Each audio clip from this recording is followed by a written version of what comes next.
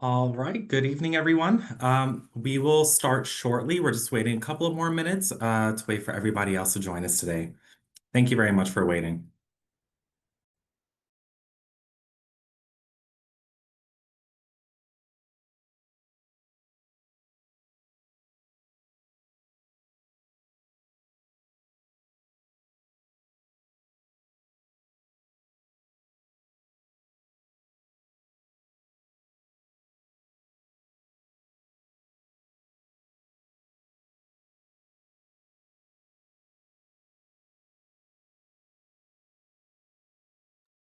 For those of you that have just joined us, thank you so much for joining us today for our Keys to Getting an On-Campus Job. I will be starting in about a minute. I'm just waiting for the rest of the individuals to join us today. Thank you.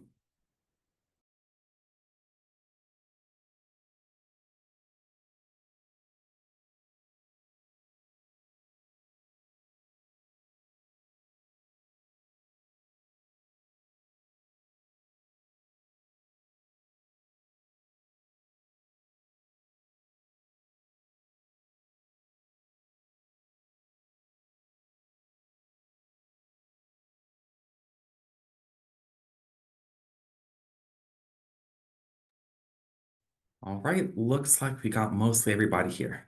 Awesome. Good evening, everyone. Thank you for joining me today on the Keys to Getting an On-Campus Job webinar.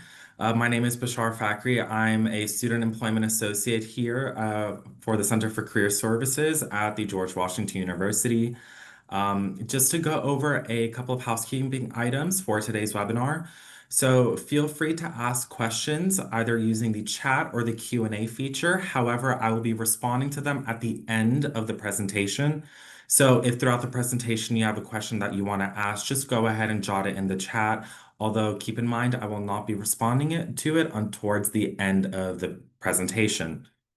Also, the recording of this session will be uploaded to our YouTube channel, as well as the previous Keys to Getting on Campus Job and the previous Federal Work Study webinar presentations will have also already been uploaded to our YouTube channel.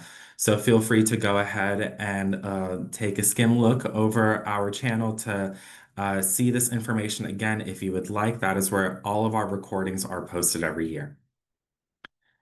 So let's go ahead and start. So the learning outcomes for today, by the end of the presentation, you'll be able to search for an on-campus job using the Student Employment Talent Management portal. You'll be able to identify components of a resume and a structure of a cover letter. And you will also be aware of a virtual/in-person interviewing tips and resources provided for the Center for Career Services. Now, to begin your job search, you want to type in the red URL. So if you want to go ahead and take a screenshot of this page, or if you would like to then revisit the recording, that's totally fine. But it is go.gwu.edu apply to student positions. It will take you to a web page that is showcased here in this slide, where it has the non-federal work study positions, on-campus federal work study positions, off-campus federal work study positions, and all student positions overall. Now, on the left-hand side, you'll see an arrow that is pointing at creating an account. You need to create an account. So it is not the same as Handshake where an account is created for you. At the student employment job portal, you do have to create your own account. And please keep in mind, you have to use your @gwu.edu email address and a unique username and password. It's a good idea to use your single sign-on information when creating the account, as it is easier to remember and makes it easier for a transition into employee portal once you are hired into a position. Please keep your account information secure and do not share it with anyone. Now, as mentioned, there are two different types of student positions. There's the on-campus federal work study position, non-federal work study position, excuse me, there are three, and then the off-campus federal work study position. For federal work study positions, you have two options, as mentioned, on-campus and off-campus. GW partners with employers in the surrounding area to give students the opportunity to work outside of GW and still get really fulfilling experiences. Notably, we partner with Teach for America and the Smithsonian American Art Museum, Kid Power, the National Association for Law Placement, and more.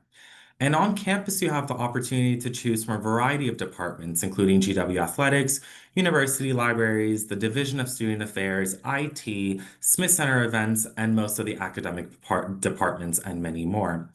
If you are unsure what federal work study is, or if you are unsure if you have received it through the Office of Student Financial Assistance, I highly recommend going ahead and accessing our YouTube channel to review the federal work study overview presentation that was presented yesterday and has been uploaded to our YouTube channel.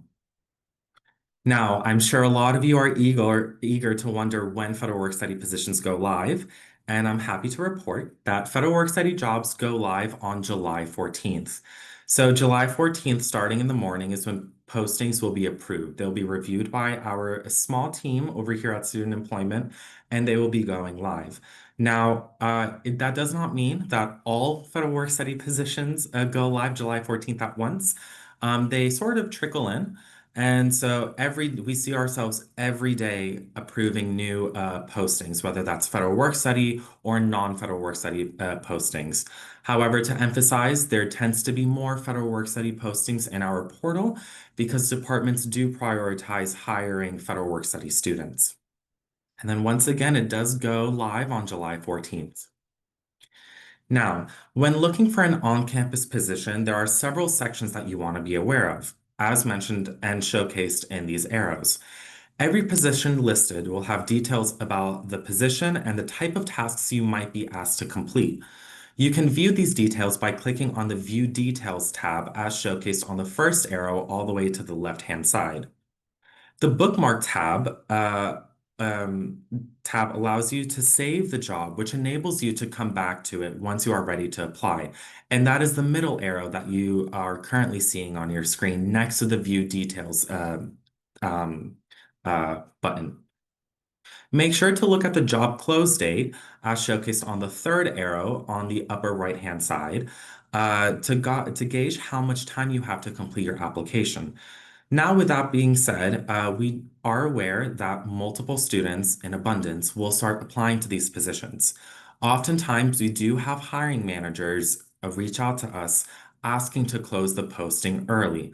So, if you do see a posting and you see a job description that you really like, and you have a resume and a cover letter set up, I highly recommend applying to it as soon as you're able to view the posting, because you might not want to go like strictly by the job close date, because once again, departments may request us to close the posting earlier if they receive many applicants.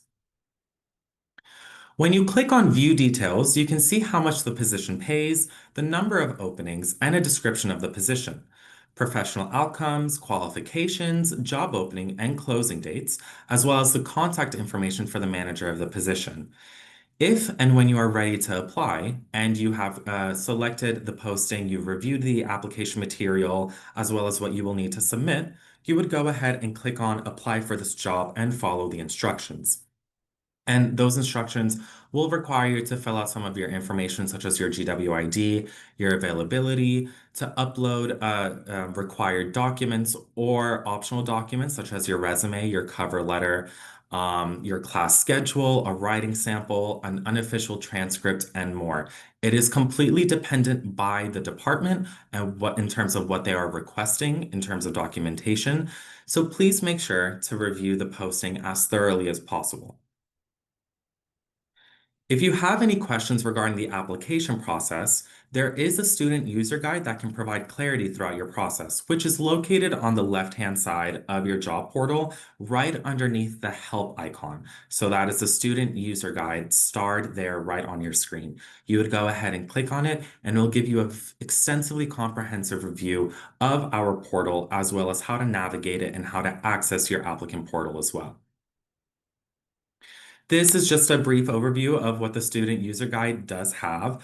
So it does contain information on the application process, getting updates on your applications, and required onboarding steps to be completed after you have received an offer of employment. So if you want to go ahead and take a look at the student user guide in order to kind of be aware in advance of what you're going to need when applying to positions, or if you've reached the onboarding stages, I highly recommend reviewing the student user guide to have a comprehensive overview of that. Now, developing a resume can be a little bit daunting, especially if you joined me at the presentation yesterday. We went over briefly about the differences between a resume that you might have used in high school versus a professional resume that you would want to develop while you're in a college setting. So, the materials you might need to complete your application, as mentioned, one of them is a resume. It is quite a key element, and this will not be the same as a resume you submitted with your admissions application. The purpose of this resume is to market your skills and experiences to professional employers. So, some of you might already have a running list that you've used during high school, which is good. You can use that as a blueprint or a template when you're building your professional resume. But now is the time to really hone in on that professionalism as well as your transferable skills in relation to the job posting, especially if you want to continue to develop it throughout your college career and forward.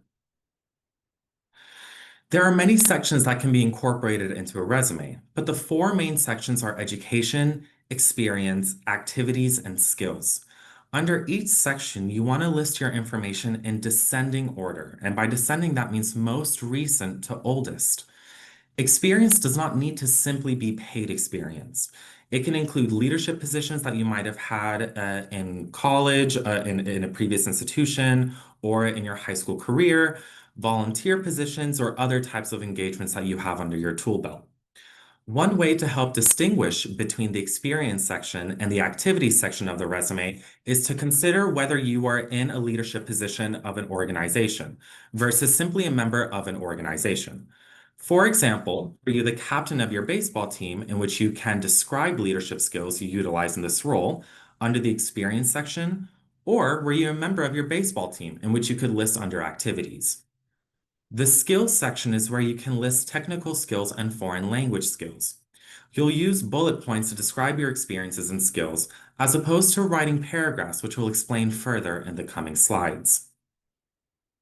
So, here is what a resume might look like for a person who is applying for a student position. I understand it might look a little small, but feel free to zoom in as well. A resume provides a snapshot of your experiences, your skills, and the activities that you want potential employers to know about you. And this is when honing in on your transferable skills in relation to your job experience or your volunteer experience is really important to weave and connect to the job description that is viewed on the posting itself. Now, when building your resume, developing the bullet points can often be the most challenging part when you are creating your resume. When writing, there are three guidelines you want to consider. First, always start your bullet with a strong action verb. Use a verb that describes what you did. For example, instead of saying worked with children, consider saying mentored or taught children. Mentored and taught are stronger verbs that worked. We want to know what that work was, essentially. Second, you will want to add details to your bullet. Details can answer questions like who, what, where, and how, and they can also be numbers. Lastly, you want to end your bullet with any results, outcomes, or impact your actions had. So thinking about what happened because of my actions, no worries if you didn't catch this the first time. Let's look at a couple of more examples from the sample resume we showed you. First example, processed orders in a busy, high volume environment in order to maintain daily sales goals. Processed is your strong action verb, right? And in a busy, high volume environment are your sticky details. You are describing what the environment was like when you processed these orders. In order to maintain daily sales goals is what happened because you processed the orders in a busy, high volume environment. Moving on to your second example. So, collaborated with president to plan monthly volunteer events at a local food bank that encouraged club members to engage in community services. Collaborated is your strong action verb, right? Rather than help or assist. Who did you collaborate with and why? You collaborated with the president to plan monthly volunteer events at a local food bank. These are your sticky details. And lastly, what was the result, the outcome or impact of your collaboration itself? It is encouraged that club members to engage in community service. And once again, you have created a bullet point that reads, collaborated with President to plan monthly volunteer events at a local food bank that encouraged club members to engage in community services. Now that we have discussed how to develop a resume, as well as the bullet points in itself, to all connect in regards to the who, what, where, and why, who you're serving, and what is the purpose of your work, let's go ahead and jump in on how to write a cover letter itself. So, as mentioned, the other important piece to applying to jobs is the cover letter. Your resume showcases facts, so your education background, your experience, and your skills. The cover letter gives you a chance to make an argument. Why do you want this position? Why would you make a strong candidate? Keep in mind that there may be dozens, if not hundreds of students applying to the same job position that you're applying to. And quite frankly, we have fantastic students here at GW that are highly competitive. So, what makes you stand out? And that is what your cover letter serves when you're applying for jobs. It gives you an opportunity to emphasize a specific experience from your resume. So let's get into the basics on how to construct your letter. Similar to a resume, you want to keep your cover letter to one page. Keep your margins between 1/2 and 1 inch, so your font should be between 10 to 12 point. You want to write your body paragraphs using single space and double space between each paragraph so the reader knows when a paragraph is ending and a new one is beginning. Also, make sure all of your paragraphs are left aligned. A cover letter is always written in business format, beginning with your address. As you can see on the template, you then add today's date and the address of the person/organization you are writing to. When possible, you always want to address your letter to the person who is doing the hiring for the job. You may find this information in the job description or on the website itself.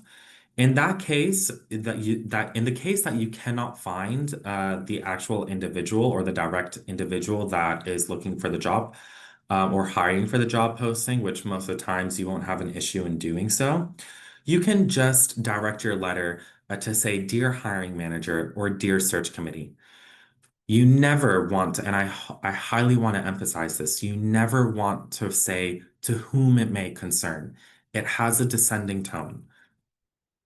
Moving forward, I'm going to share with you how to develop body paragraphs of your letter.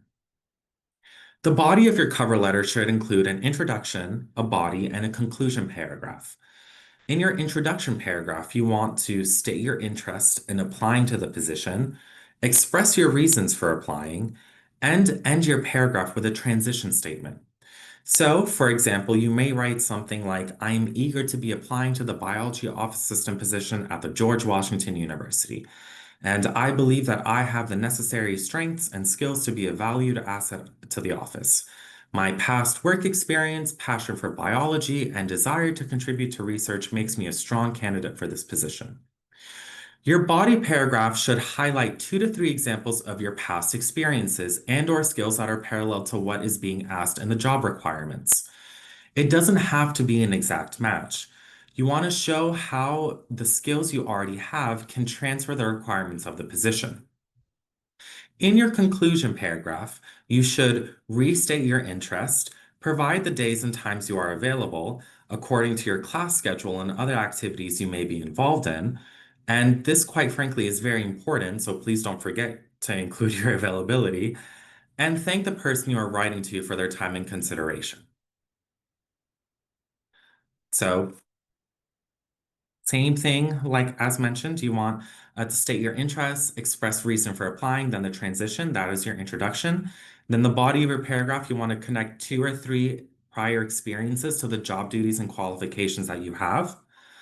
And then in your conclusion, you want to restate your interest, availability, and a thank you note to the search committee or hiring manager. Now that you have your resume and your cover letter ready to go, let's discuss a little bit more about the interview process. And you might be asked to do an interview virtually or in person, and I want to go over some of the basic tips on how to go about these interviews. So, for virtual interviewing, you will want to research the organization, of course. Looking at the job description is a very healthy start. However, it does not hurt to do a quick Google search for the department you're working for or the school that you potentially might be working for under GW. The more information you have built upon your application and your resume and your cover letter, the easier it will be to tie those experiences in and your knowledge at the interview stage. So visit their website and see what they want the public to know about them. Make sure to dress professionally, even if it is a virtual interview, which means to dress in a manner that is respectful and appropriate for the position you want. And make sure to practice. It's okay, sometimes it can feel a little nerve-wracking, or if you don't have an individual next to you to practice with, but practice is key to making sure you're comfortable engaging with the employers when seeking a job position. Now, in-person interviewing can be a little bit different, right? The standard introductory question in in-person interviewing is tell me about yourself. Now, I will say that you do see it lean as well into the virtual aspect as well. However, it tends to ask that primary question. And then practice your answers out loud. So standard strengths-based and behavioral questions that they might have asked you. An example is, how did you respond to a colleague that was not the easiest to work with or had a discrepancy with the type of work you presented? Confirm the location, look it up, and develop a plan to get there. Be sure to leave early so you arrive early. And a statement that I like to live by is to be early is to be on time, and to be on time is to be late. So make sure that at least, even if it's 5 minutes early, that is a really good sense and a telling to your employer to let you know, oh, they are good with time management. And then for resources. So there are a couple of links. So you have the general and policy resume guides and tips, the cover letter guide and tips as well, and then the virtual and video interviews, what to expect and how to prepare. Now, once again, and you will be able to access this presentation on our website, but the recording of this presentation as well is on our YouTube channel if you want to go ahead and click those links. Handshake in itself is how you want to make an appointment with a career coach to review your resume and your cover letter, which brings me to my next point. Our career services is here to help. So, if you want to schedule an appointment with one of our incredible career coaches, you would like to do that via Handshake. And the way to do that is you would access Handshake and then you would look under the career center, and you would find one of the coaches that you would be able to book an appointment with. And make sure to have a sample of your resume ready and a sample of your cover letter, because they'll be able to go ahead and review your application material, and they'll be able to give you pointers and additional feedback on what you might want to change or what you might want to alter prior to fully committing and applying to the position itself. And I will go back to the Q&A, but I just want to go ahead and give you guys the contact information. So our email for any employment related questions, so that is, how do I access the job portal? I'm having trouble creating an account. I'm not sure who to speak to in terms of my hiring manager. That all can be directed to gwse@gwu.edu or our phone number 202-994-8046. There's also a link to our website that has all of the links to these presentations and recordings. So careerservices.gwu.edu/student employment. And then our location is virtually and on the fifth floor of the University Student Center. We are a part of the Center for Career Services.